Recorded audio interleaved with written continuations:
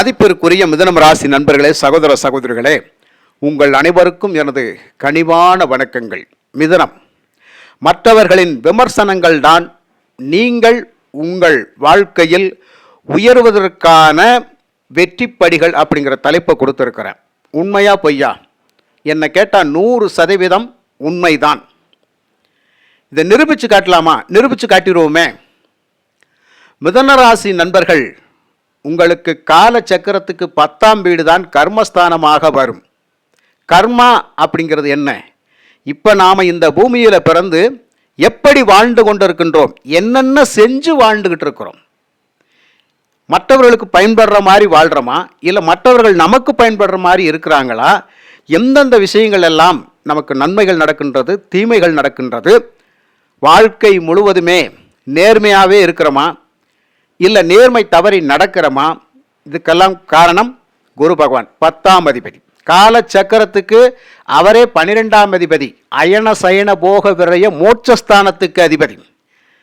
மிதுன ராசிக்கு அதே குரு பகவான் மிகப்பெரிய பாதகாதிபதி. 10ஆம் இடத்துக்கு பொறுப்பேற்று வந்த குரு பகவான் நமக்கு பாதகாதிபதியாக வந்து அவரே அயன சயன போக விரைய மோட்சஸ்தானத்துக்கு அதிபதியாக வந்து இந்த வாழ்க்கை முழுவதுமே மிதுனராசி நண்பர்களை, இந்த பிறப்பில் நீ உண்மையாகவே வாழ்ந்துரு, நேர்மையாகவே இருந்துரு, நீ மற்றவங்களை நம்பித்தான் நீ வாழணும், மற்றவங்களை முழுமையாக நம்பு. ஆனால் எல்லாத்தையும் நம்ம கரெக்டாக தான் செய்கிறோம். நம்ம கண்ணை ஒரு மாயை மறைக்குது. என்ன தெரியுங்களா? இந்த குரு பகவான் பாதகாதிபதியாக வர்றாரு பார்த்தீங்களா? எல்லாத்தையும் நல்லது செய்ய வச்சுட்டு அவரே மிகப்பெரிய பாதகத்தையும் செஞ்சுட்டு போயிடுவார். இப்போ நீங்கள் நினச்சி பாருங்க, உங்களை விமர்சிப்பவர்கள், உங்களை கிண்டல் கேலி பேசுகின்றவர்கள், உங்களை எடுத்தறிஞ்சு பேசுகிறவங்க, உங்களை வசைப்பாடுகின்றவர்கள், உங்களோடு பயணிக்கின்றவர்கள், உங்கள் கூட்டாளிகள், உங்களுடைய தோழிகள், உங்களுடைய நண்பர்கள், உங்களுடைய லைஃப் பார்ட்னர், உங்களுடைய பிஸ்னஸ் பார்ட்னர், இதில் எல்லாமே குரு பகவான் தான் இருப்பார். ஏன்னா 7ஆம் அதிபதி அவர். அப்போ 7 அப்படிங்கிறது குருபகவானுடைய வீடு, 10 அப்படிங்கிறது குருபகவானுடைய வீடு. இந்த மிதுனராசி நண்பர்கள், ஒரு வேலை அல்ல, ஒரு வேலைக்கு 9 வேலையை தொட்டு கெட்டவர்களும் மிதுனராசி நண்பர்கள் தான். இந்த குருபகவான் அங்கேயும் இந்த வேலையை செஞ்சுட்டேன், ஒரு 3 வருஷம் பார்த்துக்கிட்டு இருந்தேன், 4 வருஷம் பார்த்துக்கிட்டு இருந்தேன், டக்குன்னு விட்டுட்டு வேறு வேலைக்கு போயிட்டேன். அங்கே போய் ஒரு 3 வருஷம் வேலை பார்த்தேன், டக்குன்னு விட்டுட்டு வேறு வேலைக்கு போயிட்டேன். ஒரு பிஸ்னஸை எடுத்தேன், அங்கே அந்த பிஸ்னஸ் ஒரு 2 வருஷம் பண்ணேன், லாஸ் ஆகிடுச்சு, விட்டுட்டு வேறு பிஸ்னஸுக்கு போயிட்டேன். அந்த பிஸ்னஸ் போய் ஒரு 3 வருஷம் பண்ணேன், அதையும் விட்டுட்டு லாஸ் ஆகி வெளியே வந்துட்டேன். இல்லை ஒரு பொறுப்பு மிக்க அதிகாரிகளாக இருந்தேன், அந்த பொறுப்பு மிக்க அதிகாரிகளாக இருக்கின்ற பொழுதுதான் எனக்கு சோதனைகள் நிறைய வந்துச்சுன்னு சொல்லக்கூடியவங்களும் இவங்க தான். சோதனைகளை நிறைய கொடுக்கறதே கூட இருக்கவங்க தான். காரணம், கூட இருக்கிறவங்க எவ்வளவு டார்ச்சர் பண்ணாலும் தன் நிலையிலிருந்து இறங்கி வராதவர்கள். நீ என்ன வேணாலும் பண்ணிக்க, என்ன வேணாலும் செஞ்சுக்க, நான் இப்படி தான் இருப்பேன், நான் இப்படி தான் வாழ்வேன், எனக்கு பிடிச்ச வழி இதுதான். முழுக்க முழுக்க குரு நீதி அப்படிங்கிற விஷயத்தை மட்டும்தான் போதிப்பார். உண்மைக்கு புறம்பாக ஒருபோதும் நடக்காதே, சட்டத்துக்கு புறம்பாக ஒருபோதும் நடக்காதே, நேர்மை தவறி நடக்காதே, சொல்லப்போனால் கடமை கண்ணியம் கட்டுப்பாடுன்னு சொல்லி காலமெல்லாம் நம்மளை கட்டி வச்சு தோலை உரிக்கிறவரும் குரு பகவான் தான். இப்போ நினச்சி பாருங்க, ஏன் நம்ம வாழ்க்கையில் பிறப்புலேருந்து இன்ன வரைக்கும் ஏன் நம்ம கஷ்டப்படுறோம்? மிதுனராசியில் மிருகசீரிஷ நட்சத்திரம் இருக்குது, திருவாதிரை நட்சத்திரம் இருக்குது, புனர்பூச நட்சத்திரமும் இருக்குது. செவ்வாய் பகவான், குரு பகவான், ராகு பகவான், இந்த ராசியினுடைய அதிபதி புதன் பகவான், இவங்க 4 பேருமே பார்த்தீங்கன்னா 4 விதமாக செயல்படுறவங்க. செவ்வாய் தைரியமாக சாய்ச்சுருவான்னு சொல்லி ஒரு விஷயத்தில் இறங்க வச்சிருவார், அப்படியே பயணிக்க வச்சிருவார். நம்மளால் முடியும் அப்படின்னு சொல்லி குருட்டு தைரியத்தை கொடுத்தே காலமெல்லாம் நம்மளை வாழ வச்சுக்கிட்டு இருப்பார். இங்கே புதன் பேச்சு திறமையை வச்சு நீயே பயன்படுத்திக்க, மூளை அறிவை பயன்படுத்தி அப்படின்னு சொல்லி அதன் வழியாகவே கொண்டு போக வச்சிருவார். இந்த ராகு இருக்கிறாரே, திருவாதிரை நட்சத்திரத்துக்காரர், முழுமையாக இருக்கக்கூடிய நட்சத்திரம். மனசில் ஆசைகள் எண்ணங்கள் அப்படியே விரிவடைஞ்சிக்கிட்டு போயிட்டே இருக்கும். என்றாவது ஒரு நாள் என் புகழ் என் செல்வாக்கியம் இந்த உலகத்துக்கு தெரியும் அப்படின்னு சொல்லி மனசுக்குள்ள ஒரு வைராக்கியத்தை வச்சுக்கிட்டே ஓட விட்டுக்கிட்டு இருப்பார். ஆனால் எல்லாம் ஓடி ஓடி ஓடி ஓடி நம்ம கண்ணு முன்னாடி ஒரு காணல் நீர் மாதிரி தான் தெரியும். அள்ளி பருகிடலாமா?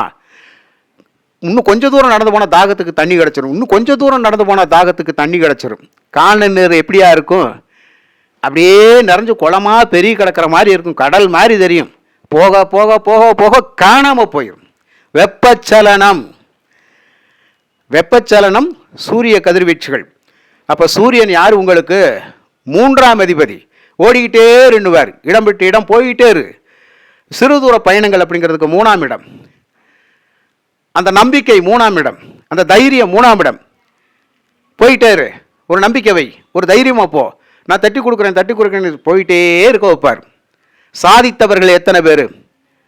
சாதித்தவர்கள் மிதுன ராசியில் சாதித்தவர்கள் எத்தனை பேராக இருப்பார்கள்? விரல் விட்டு எண்ணிடலாம். 100க்கு ஒரு 10 பேர் சாதிப்பாங்க. பாக்கி 90%, 80% மிகப்பெரிய கஷ்டத்தில் இருப்பாங்க. அதனால தான் நீங்கள் ஒரு விஷயத்தை மட்டும் நல்லா புரிஞ்சுக்கங்க. யார் என்ன சொன்னாலும் நீங்கள் ஒரு நிமிஷம் மட்டும் அவங்கள விட்டு பாருங்க. அவங்க வாயிலிருந்து வர்ற வார்த்தைகள் நம்மளை தாக்குற மாதிரி இருந்தால் அந்த இடத்த விட்டு அப்படியே விலகிருங்க. அப்படியே காதை பொத்திக்கிட்டு போயிருங்க. திரும்ப பதில் பேசாதீங்க.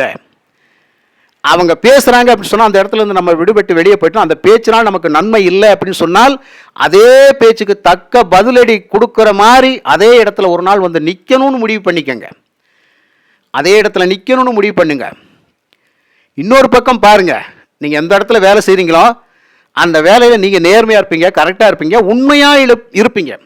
அந்த உண்மைக்கு ஆப்போசிட்டில் இருக்கிறவங்க என்ன பண்ணுவாங்க தெரியுமா? ஐயோ இவங்கெல்லாப்பா, இவங்களுக்கு மேலும் மேலும் நல்ல பேர் கிடைக்குது, இவங்களுக்கு ப்ரொமோஷன் கிடைக்குது, இவங்களுக்கு எக்ரிமெண்ட் கிடைக்குது, இவங்கள பாராட்டுறாங்களே, இவங்கள வந்து புகழ்கிறாங்களே அப்படின்னு சொல்லி பசுத்தோல் போர்த்திய புலிகள் மாதிரி உங்கள் பக்கத்தில் இருப்பாங்க.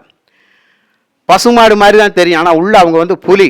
கரெக்டாக பார்த்து எந்த இடத்துல உங்களுக்கு கிடைக்க வேண்டிய அந்த ஆட்சி அதிகாரங்களை தட்டி பறிச்சிருவாங்க.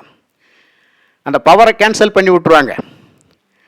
பரவாயில்லப்பா, நீங்கள் யாரை நம்புனீங்களோ அவங்க தான் அந்த விஷயத்தை செஞ்சுருப்பாங்க. ஆனால் நீங்கள் என்ன நினைப்பீங்க? அவங்க இல்லைப்பா, சேச்சா அவங்க இல்லைப்பா, பார்த்தா நல்ல மனுஷங்க மாதிரி தெரியுது. அந்த நல்ல மனிதருக்கு உள்ளதானையா இந்த மாதிரி எண்ணங்கள் எல்லாம் இருக்குது. அப்போது அந்த இடத்துல நீங்கள் நல்லா கவனித்து உத்து பாருங்க. கவனித்து பாருங்க, தெரியும் அவங்க யாருன்னு சொல்லி. அந்த இடத்துல நீங்கள் கவனித்து பார்த்தீங்கன்னா கரெக்டாக நீங்கள் எந்த ஒரு சூழ்நிலையிலையும் உங்களுக்கு கிடைக்க வேண்டிய மரியாதையை தக்க வச்சுக்கிறீங்க, விடமாட்டீங்க. புரியுதுங்களா? அதே மாதிரி பொறுப்பில் இருக்கிறவங்களுக்கு விமர்சனங்கள் நிறைய வரும். வீட்டிலே பாருங்கவேன், சாதாரண ஒரு மருமகளாக இருந்தால் கூட மாமியா எப்போ பார்த்தாலும் விமர்சனம் பண்ணிக்கிட்டே இருப்பாள். எப்போ பார்த்தாலும் விமர்சனம் பண்ணிக்கிட்டே இருப்பாங்க. அப்போ இந்த வீட்டுக்குள்ளே போகலாமா வேணாமான்னு கூட அந்த மருமகன் யோசனை பண்ணுவார். சரி, ஒரு தனிப்பட்ட முறையில் ஒரு வாழ்க்கை வா, தனி குடித்தனம் போயிடலாம். தனியாக போனாலும் கூட எக்கோ அடிக்கும் பாருங்க, ஒரு சவுண்டு. ஆமாம், இன்றைக்கி ஃபோன் இருக்குது. இன்றைக்கி என்ன சொன்னார் மாப்பிள்ளை, இன்றைக்கி என்ன சொன்னா மருமக, ஏதாவது நம்ம என்னை பற்றி பேசினா நான் எடுத்தாள் அப்படின்னு சொல்லி போட்டு வாங்கி அந்த இடத்துல பிரச்சனைக்கு ஆளாக்குவார்கள். இதெல்லாம் காரணம் 7ஆம் அதிபதி தான். புரியுதுங்களா? ஆக இந்த 7க்கு 10 அப்படிங்கிறது கணவன் என்றால் மனைவி, மனைவி என்றால் கணவன் 7. அந்த 7க்கு 10 அப்படிங்கிறது அவங்க அம்மா அப்பா சம்மந்தப்பட்டவங்க, அவங்க அம்மா சம்மந்தப்பட்டவங்க. அதுக்கு குருவே தான் பொறுப்பாக வருவார். அப்போ சுற்றி சுற்றி சுழட்டி சுழட்டி குடும்பத்திலையும் மிகப்பெரிய வம்பு தும்பு வழக்குகளை உண்டாக்கி நம்மளை வந்து நிம்மதியை கெடுக்கிறது யாருன்னாட்டா இந்த மாமியார் மாமனார் சப்போர்ட் பட்ட விஷயங்களில் தான் இருக்கும். அவங்க தான் இவங்களுக்கு நிறைய பிரச்சனைகளுக்கு ஆளாக்குவாங்க. ஏன்னா இங்கே 7ஆம் அதிபதியும் குரு தான், 10ஆம் அதிபதியும் குரு தான்.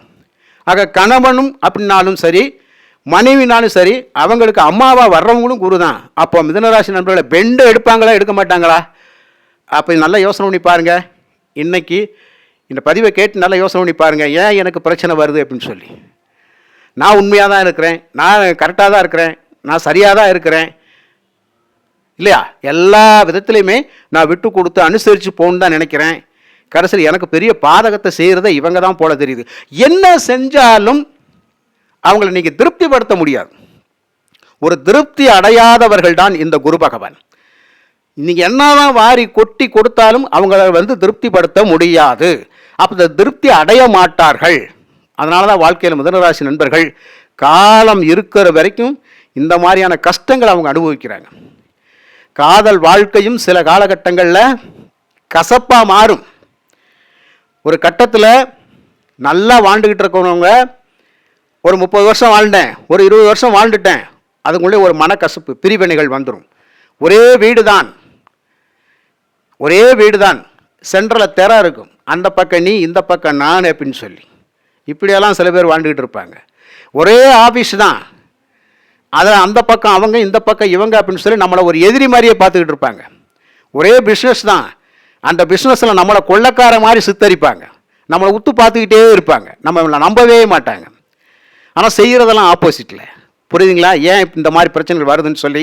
அப்போ இப்படியெல்லாம் இருக்கின்ற பொழுது நம்மளும் ஒரு நாள் நல்லா வாழ வேண்டும் என்றால் இந்த விமர்சனங்களை நம்ம பொருட்படுத்தாமல், முன்வைத்த காலை பின்வைக்காமல் நம்ம போய்கிட்டே இருக்கணும்.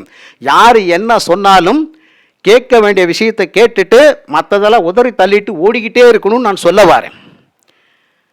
யார் என்ன பேசினாலும் கண்டுக்கிறாதீங்க, என்ன சொன்னாலும் கேட்காதீங்க. உங்களுக்கு தெரியும் நீங்கள் எப்பேற்பட்டவங்க அப்படின்னு சொல்லி. குருபகவான் 10ஆம் அதிபதியாக வர்றார் இல்லையா, எந்த இடத்துலையுமே நம்மளை நிலச்சி வேலை செய்ய விட மாட்டார். அந்த இடத்துல ஒரு பிரச்சனை கொடுத்து வெளியேற்றி விட்றார். எந்த பிஸ்னஸ் பண்ணாலும் நிரந்தரமாக செய்ய விட மாட்டார், ஓட விட்டுக்கிட்டே இருப்பார். புரியுதுங்களா? இதுக்கெல்லாம் காரணம் குரு பகவானே அப்படிங்கிற மாதிரி ஒரு அமைப்பு இருக்குது.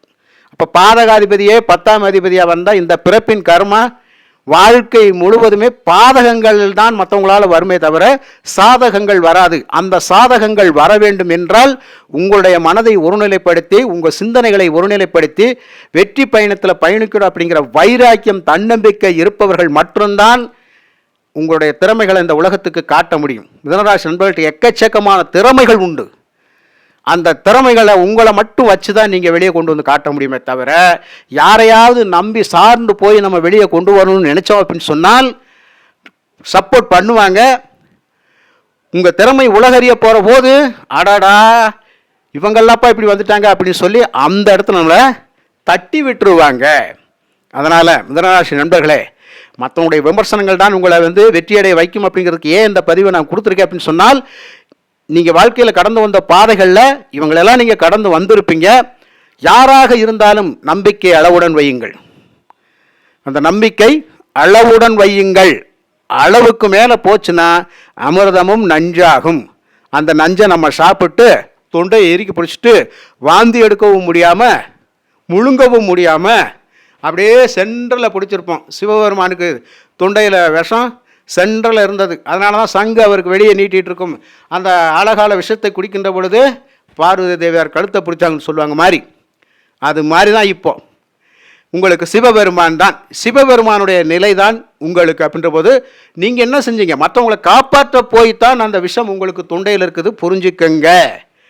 புரியுங்களா? உண்மையிலே நீங்கள் சிவபெருமானுக்கு ஒப்பானவர்கள் அப்படின்னா 100% பொருந்தும்.